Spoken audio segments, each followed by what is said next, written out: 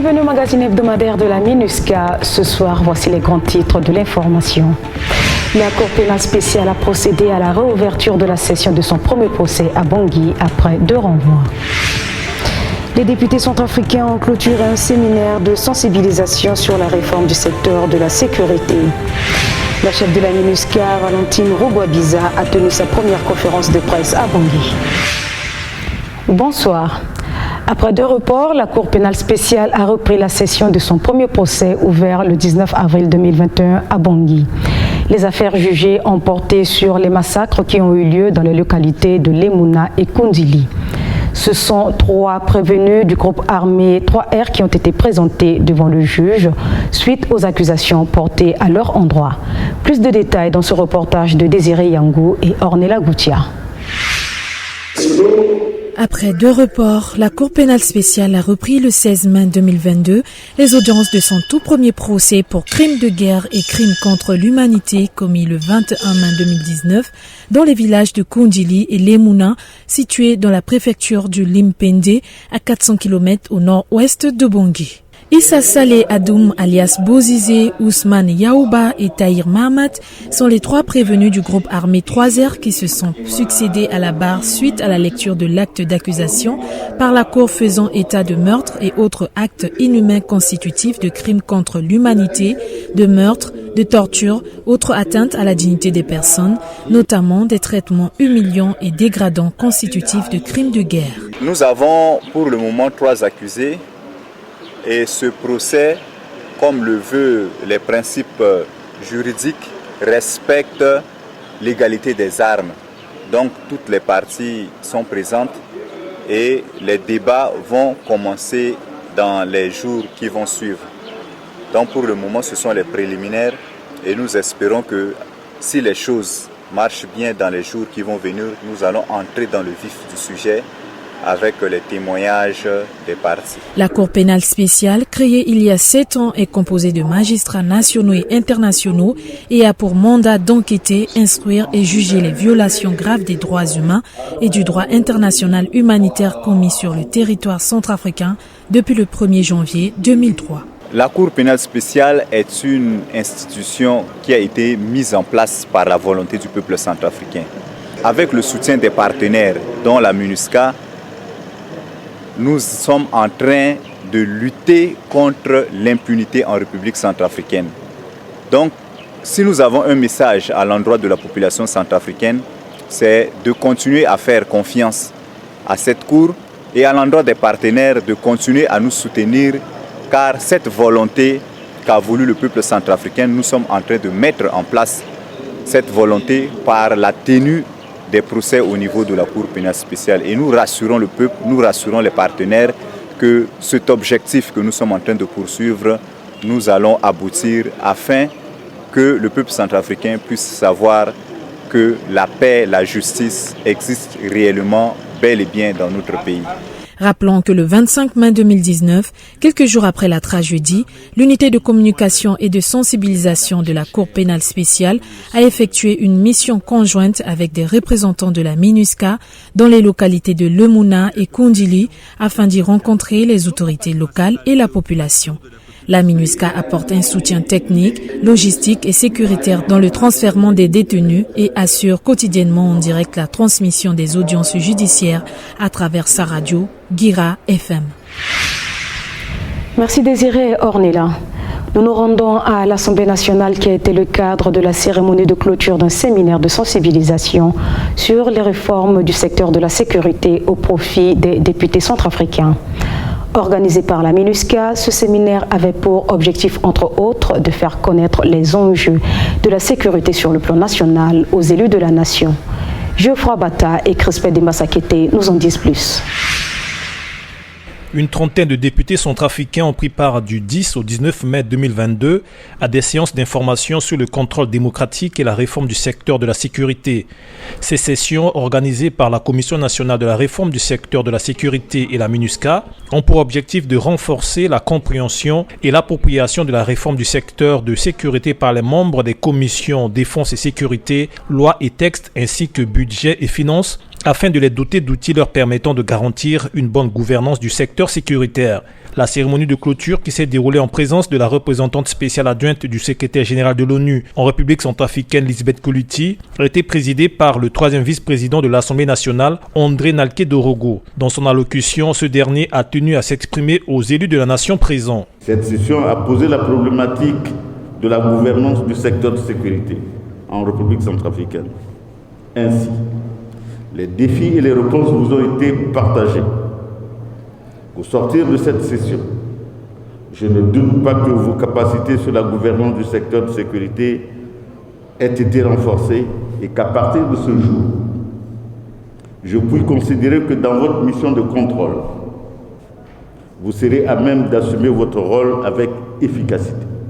Le président de la commission défense de l'Assemblée nationale, Jean-Sostin Dengbe, a profité de l'occasion pour remercier les partenaires de l'institution. Il y avait des notions qu'on n'avait pas en ce qui concerne le contrôle démocratique, la bonne gouvernance, tout ce qui concerne les réformes du secteur de la sécurité. Et je crois que par rapport à les thématiques qui ont été débattues ici, chaque député a quelque chose dans la tête pour savoir à quel niveau il peut intervenir, à quel niveau il ne peut pas intervenir, quelles sont ses contributions. Et tout ça là, c'est par rapport à ces 4 jours-là que le député a pu maîtriser, a pu avoir ses connaissances pour mettre à la disposition des autres députés qui n'ont pas pu part. À l'issue de ces sessions, les députés se sont dit satisfaits d'avoir pu échanger sur ces thématiques essentielles que sont la sécurité nationale et la sécurité humaine. Aujourd'hui, nous, députés, nous avons été vraiment outillés avec tout ce travail qui a été vraiment présenté. Vous voyez qu'il y a eu des contributions des part et d'autres des députés, tout en domestiquant les faits par rapport à ce qu'au vécu. Vous voyez que chaque député a parlé de sa région, de sa zone, de sa circonscription, avec les défis sécuritaires qu'il y a. Et je pense que cette entité a pris bonne note et grâce à l'appui de la MINUSCA, en tout cas, nous avons été éclairés. La représentante spéciale adjointe du secrétaire général de l'ONU, Lisbeth Koluti, a pour sa part réaffirmé l'engagement de la MINUSCA à soutenir le gouvernement centrafricain sur les questions sécuritaires et à saluer le succès de ces sessions. C'est une initiative excellente. Je félicite le Parlement, le président de l'Assemblée nationale, avec tous les députés qui ont participé, parce que ça montre leur intérêt et le fait qu'ils sont dédiés à faire mieux et contribuer à la sécurité et la paix en Centrafrique. Rappelons qu'en août 2021, le président de la République, Faustin Archange Touadéra, avait validé la stratégie nationale de la sécurité qui s'articule sur 3 axes que sont la bonne gouvernance démocratique et l'état de droit, le renforcement des capacités du secteur de la sécurité et finalement le renforcement de la sécurité des personnes et des biens et la restauration de l'autorité de l'État. Merci Crispin et Geoffroy. La chef de la MINUSCA, Valentine Rugwabiza, a tenu sa première conférence depuis sa prise de fonction officielle en avril 2022 à Bangui. Voici quelques extraits issus des échanges avec les journalistes présents. Le mercredi 18 mai 2022, la chef de la MINUSCA, Valentine Rugwabiza, a tenu sa première conférence de presse devant des journalistes nationaux et internationaux depuis sa prise de fonction à la tête de la mission. Dans ses propos liminaires, elle a informé l'assistance de sa décision de réajuster la force de la MINUSCA pour une meilleure protection des civils. La tâche prioritaire que le Conseil de sécurité des Nations Unies a assignée à la MINUSCA est d'accompagner les autorités centrafricaines et le gouvernement centrafricain pour assurer la protection des populations civiles, dont, comme nous le savons, la première responsabilité revient au gouvernement centrafricain. Afin d'accomplir cette tâche de manière optimale, j'ai tenu à demander un réajustement du concept de notre force, de la force de la MINUSCA. L'essentiel de ce réajustement, c'est d'adopter une posture proactive et une posture préventive d'exaction sur les populations civiles sur la base d'informations fiables qui sont recoupées et intervenir en amont de manière proactive et préventive quand nous avons reçu ces informations. Suite à un état des lieux de la situation globale dans le pays, la chef de la MINUSCA a évoqué les défis auxquels fait face la mission et a assuré de mobiliser les moyens nécessaires pour soutenir le gouvernement centrafricain à atteindre une paix durable. C'est le lieu de réaffirmer ma détermination personnelle à utiliser de manière optimale l'autorité qui m'a été déléguée par le secrétaire général des Nations Unies pour utiliser toutes les ressources au sein de la MINUSCA. Et je ne parle pas de ressources matérielles ou de ressources de la force uniquement. Comme vous savez, nous avons un grand volet aussi d'action humanitaire. Après ces propos liminaires, les questions des journalistes ont porté entre autres sur la campagne de désinformation visant la MINUSCA, le processus de DDR, l'insécurité encore présente dans certains secteurs, notamment dans les provinces, les actes d'exploitation d'abus sexuels perpétrés par les membres de la mission, ainsi que sur l'embargo sur les armes à destination de la République centrafricaine. Quand il s'agit de la question de l'embargo, les prérogatives appartiennent exclusivement au Conseil de sécurité, exclusivement aux 15 membres du Conseil de sécurité. Les prérogatives n'appartiennent même pas à celui qui m'a délégué son autorité, le secrétaire général des Nations Unies. Il ne peut pas changer, il n'a pas l'autorité de changer un régime de sanctions. Donc il faut véritablement être clair sur cela. Si le secrétaire général n'a pas le pouvoir de changer cela, vous pouvez comprendre que la MINUSCA n'a pas le pouvoir d'influencer un régime de sanctions. L'on retiendra aussi de cette première conférence de la chef de la MINUSCA, Valentine Rugwabiza, une ferme volonté que la MINUSCA œuvre avec tous les acteurs nationaux pour une meilleure mise en œuvre du mandat au profit du peuple centrafricain. Sachez qu'il vous est désormais possible de suivre l'intégralité de la conférence de presse de la chef de la MINUSCA sur notre plateforme YouTube. Marquons maintenant une courte pause avant d'aller à la rencontre de Nabia Kadashi et de Razak Naimi, tous deux conseillers genre rattachés à la police des Nations Unies en République centrafricaine. Dans une interview menée par Pascal Serra, ils vont nous parler de leur mission et des activités menées auprès des populations locales. Restez avec nous.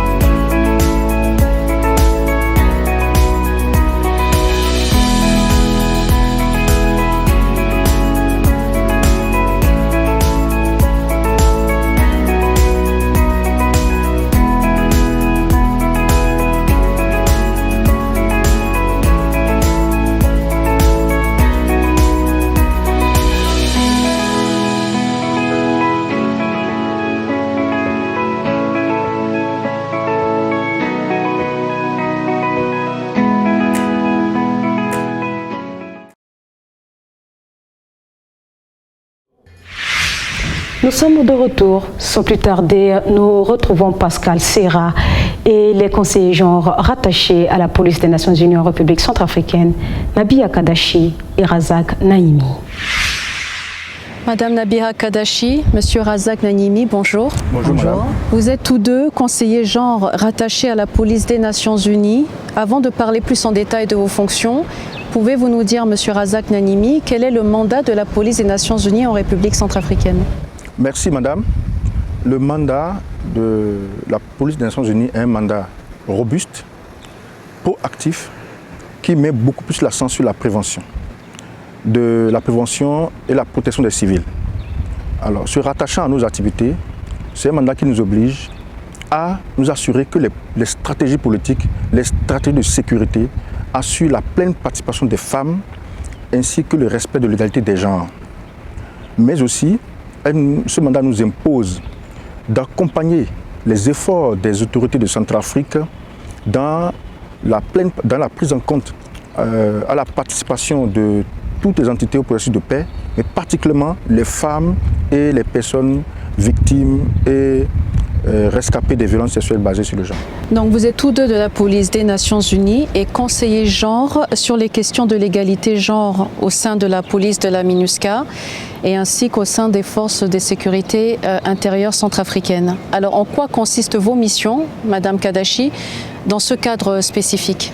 Alors, nos missions consistent de conseiller le leadership aux questions liées au genre et aussi d'assurer la prise en compte du genre dans toutes les activités de la MINUSCA. Et aussi d'assurer une meilleure condition dans la vie et le travail des femmes policières et les unités de police constituées. Et aussi d'appuyer les forces de sécurité intérieure dans leur travail et aussi appuyer les forces de sécurité intérieure aux questions liées au genre par des conseils, assistance et aussi des formations. Justement, parlons du personnel féminin centrafricain des forces de sécurité intérieure. Pouvez-vous nous en dire plus dans le cadre de vos missions? Oui, alors nous participons à la formation au conseil et nous particulièrement nous veillons à ce que les programmes de formation au profit des FSI et particulièrement des femmes prennent en compte toutes les questions liées au genre. Nous participons également à la mise en œuvre de la stratégie d'intégration du genre dans la FSI auprès des autorités locales, les autorités de police et de gendarmerie. Comme élément, nous avons participé avec le soutien des partenaires financiers à la conception et à la prévalidation du plan ministériel d'intégration du genre dans les forces de sécurité intérieure. Nous attendons sa validation par les autorités compétentes pour entrer dans la phase active de sa mise en œuvre.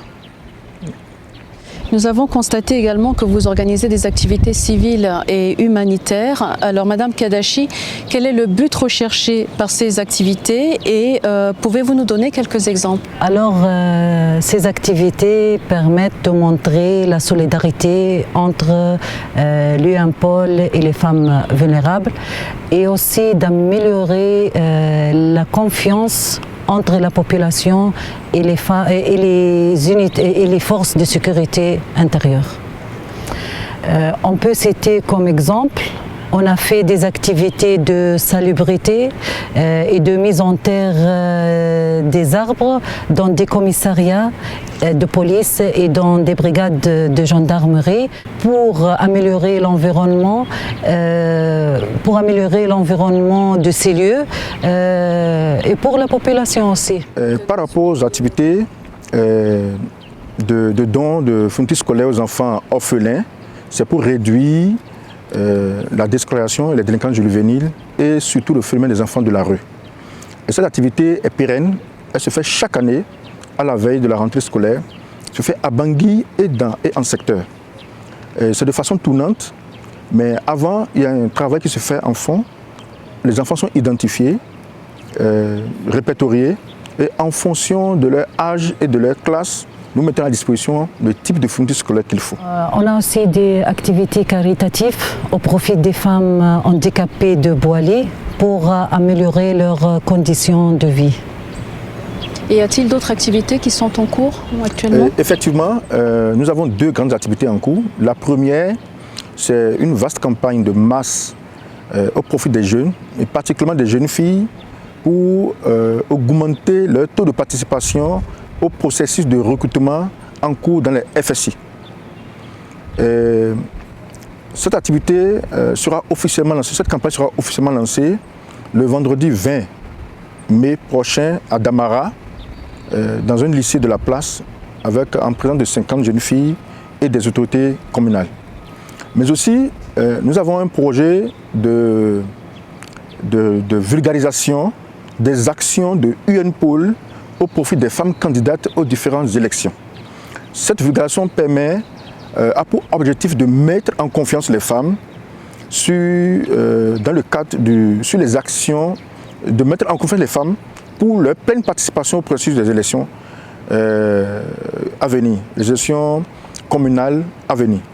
Alors, pour bien expliquer, c'est le rôle de UNPOL avant, pendant et après les élections, pour accompagner les femmes dans le processus des élections communales à venir.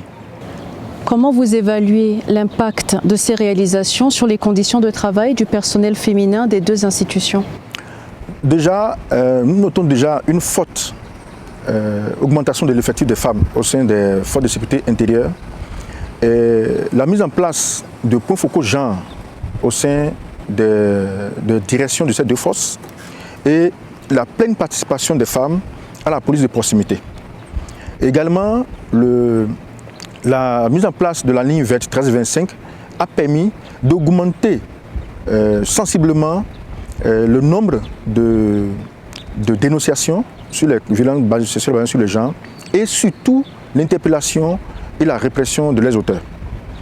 La mise en place du plan ministère d'intégration du genre permettra de couronner tous ces efforts sur 5 ans. Alors, il faut aussi ajouter à nos sensibilisations qu'il y a une lutte contre la vindicte populaire, à la contre des femmes âgées qui sont victimes quotidiennement de dénonciations ou accusées de sorcellerie à tort. Et une vaste campagne est en cours pour éliminer cette pratique-là. Et que peut-on dire de l'impact sur le quotidien de la population? La population, il y a une nette confiance des populations vis-à-vis de la police de Centrafrique et une meilleure visibilité des actions de UNPOL et du rôle de la femme et de son importance dans les FSI. On a constaté une meilleure accessibilité des services de police aux populations. Quels sont les défis auxquels vous faites face dans le cadre de votre mission et comment vous y répondez? Les défis sont de deux ordres. Le premier, c'est au sein de UNPOL. Nous constatons une disparité des politiques genre au sein des pays contributeurs de troupes et également une réticence de certains pays compte tenu de leur appartenance politique ou religieuse à déployer des femmes au sein de UNPOL. Ensuite, au sein des populations de FSI, nous constatons une difficulté de la prise en compte du genre et surtout de la compréhension du concept de genre, compte tenu de la pression des pesanteurs socio-culturels. Alors pour y faire face, le leadership UNPOL ainsi que le chef de l'administration ont mis en place des mesures particulières de maintien des femmes en mission et de redéploiement des femmes en fin de mission pour nous permettre d'atteindre les indicateurs genre fixés par le secrétaire général et la politique sur la parité genre 2018-2028. Auriez-vous un dernier message à ajouter? Oui, merci à vous pour cette opportunité que vous nous offrez de faire connaître davantage le genre et les questions d'égalité de genre. Aujourd'hui, les questions d'égalité de genre ne sont plus des questions négociables. Nous avons fait un grand pas et je pense qu'avec l'impulsion de notre leadership, nous allons atteindre les objectifs fixés et le résultat attendu. Madame Nabira Kadachi, Monsieur Razak Nanimi, nous vous remercions infiniment et je rappelle que vous êtes conseiller genre au sein de la police des Nations Unies en République centrafricaine. Merci Madame, merci. Cette édition est à présent terminée. Merci de nous avoir suivis, merci de votre fidélité. Je suis Ingrid Swembo. Prenez très bien soin de vous. Au plaisir de vous retrouver très prochainement. Au revoir.